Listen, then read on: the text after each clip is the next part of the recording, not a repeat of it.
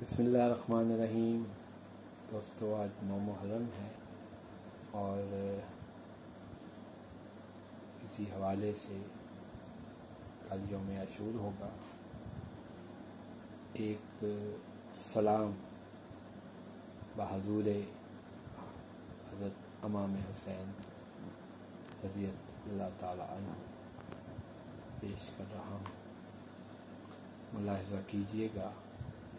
तलब रखता न था एक बूंद भी शब्बीर पानी की, तलब रखता न था एक बूंद भी शब्बीर पानी की, मगर हारी हुई थी उस घड़ी तकदीर पानी की।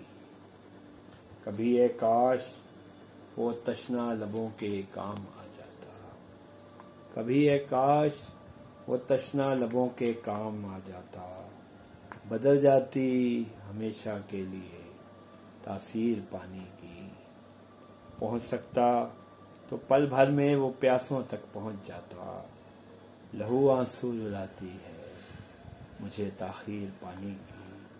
कदम रखकर यहाँ से करबला की समत जाते हैं, सभी मिलकर बनाते हैं कोई जंजीर पानी की।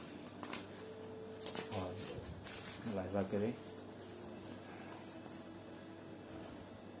यहीं से चश्मे आबे रवां बाहर निकलता है, इसी मिट्टी से तू भी नहर कोई चीर पानी की। कभी उसका गुज़र भी करबला की खाक से होता, ज़माने भर में होती किस कदर तौकीर पानी।